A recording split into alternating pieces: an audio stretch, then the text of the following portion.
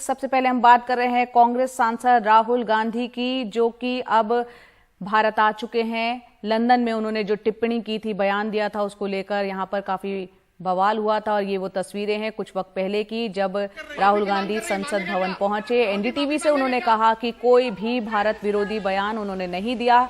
राहुल गांधी को लेकर बीजेपी लगातार कांग्रेस पर हमलावर है। बीजेपी का कहना है कि राहुल गांधी ने विदेशी धरती पर भारत के लोकतंत्र का अपमान किया है, इसके लिए उन्हें माफी मांगनी चाहिए। संसद के बजट सत्र में भी बीजेपी लगातार राहुल गांधी की माफी की मांग पर अड़ी है।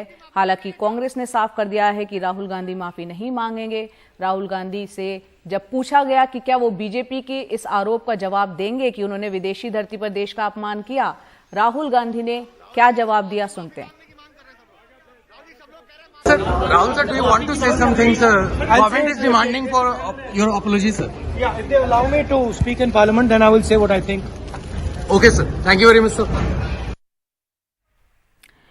उमाशंकर सिंह हमारे साथ जुड़ रहे हैं यहाँ पर। उमा, एनडीटीवी से बात करते हुए राहुल गांधी ये बोल रहे हैं, उन्हें बोलने दिया जाएगा तो जरूर वो बोलेंगे अपनी बात। 2 बजे का वो वक्त है, माना जा रहा है कार्रवाई क्या शुरू हो सकती है। पूरा ये विवाद कैसे हुआ, क्यों इतना हंगामा हो रहा है, थोड़ा हमारे दर्शकों को बताएं। जी देखिए, जया, राहुल गांधी पिछले दिनों यूके के दौरे पर थे और उन्होंने कई भाषण दिए। उन भाषणों में उन्होंने कई ऐसी बातें की जो उन्होंने यहाँ पे महसूस किया है, या जिस तरीके से कांग्रेस पार्टी उन बातों को रखती रही है। राहुल गांधी ने एक अहम बात ये कही कि वहाँ पर जब वो बोलते हैं सदन के भीतर तो माइक बंद कर दिया जाता है। इसके अलावा उन्होंने ये बात भी कही कि पश्चिमी देश और अमेरिका जो कि पुरोधा है लोकतंत्र के, वो भारत में जिस तरह से लोकतांत्रिक संस्थानों पर या लोकतंत्र पर हमला हो रहा है उस मामले में बेपरवाह हैं, कुछ नहीं बोल रहे। इसके अलावा उन्होंने ये भी कहा कि जिस तरह के मुद्दे विपक्ष उठाना चाहता है बीजेपी उठाने नहीं देती। तो इन तमाम बातों को लेकर बीजेपी ने हमला किया है राहुल गांधी पर कि विदेशी धरती पर उन्होंने भारत को बदनाम किया है, भारत के लोकतंत्र को लेकर उन्होंने गलत बातें की है। और ये बात क्योंकि एक मंत्री के तौर पर राजनाथ सिंह ने भी सदन के भीतर उठाया, बीजेपी लगातार राहुल गांधी से माफी की मांग कर रही है। तो अब राहुल गांधी ने भी एक राजनीतिक दांव जो है वो चल दिया है और उन्होंने ये कहा है, जैसा कि अभी हमने अपने दर्शकों को सुनाया, कि अगर सदन के भीतर उनको बोलने का मौका दिया गया तो वो अपनी बात रखेंगे। जाहिर सी बात है कि जब सदन के भीतर उन पर आरोप लगाए गए हैं तो वो भी चाहते हैं कि सदन के भीतर वो अपनी बात कहें। या तो उनको सदन के भीतर बोलने दिया जाएगा या नहीं बोलने दिया जाएगा। दोनों ही सूरत हाल में राहुल गांधी अपना पॉइंट प्रूव करने की कोशिश करेंगे। सदन के भीतर जो बात जाएगी वो ऑन रिकॉर्ड जाएगी। अगर उनको नहीं बोलने दिया जाता तो फिर से ये कहेंगे कि देखिए यही बात तो मैं कह रहा था कि सदन के भीतर बोलने नहीं दिया जाता। और आखिरकार जो कांग्रेस पार्टी है वो लगातार राहुल गांधी के बयानों के बचाव में अपनी बात, अपना तर्क जो है वो लगातार रख रही है। और साथ ही वो बीजेपी के नेताओं के और खुद प्रधानमंत्री मोदी के बयानों के पुराने टुकड़ों को निकालकर ये जताने की कोशिश कर रही है कि इस तरह की बातें जो हैं या जो आलोचनात्मक सरकार की आलोचना की जो बातें हैं वो बीजेपी के नेता भी करते रहे हैं। तो अब ये पूरा मामला जो है वो एक लॉकजाम की स्थिति ले चुका है संसद के भीतर। जिस तरह से बीजेपी ने इसको बड़ा मुद्दा बनाया है, कांग्रेस अपनी तरफ से साफ कर चुकी है कि राहुल गांधी के माफी मांगने का कोई सवाल ही नहीं उठता। बिल्कुल। और यहाँ पर इस वक्त खबर ये भी आ रही है, थोड़ी देर में राहुल गांधी मीडिया से बात करेंगे, कांग्रेस मुख्यालय में बात करेंगे।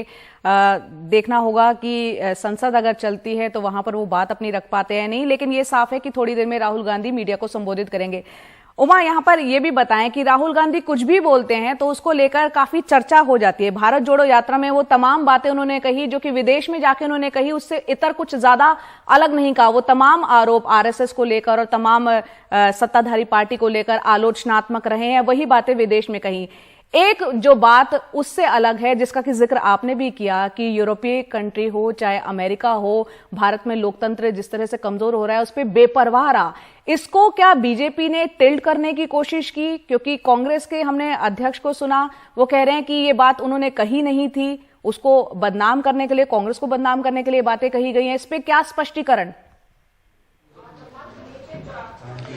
जी देखिए, कांग्रेस पार्टी लगातार अपनी तरफ से यही स्पष्टीकरण दे रही है कि राहुल गांधी ने ऐसा कुछ भी नहीं बोला जिससे भारत की बदनामी हो या भारत के लोकतंत्र को लेकर कोई सवाल उठाया जाए। विपक्षी पार्टी के तौर पे कांग्रेस पार्टी लगातार ये बातें करती रही है।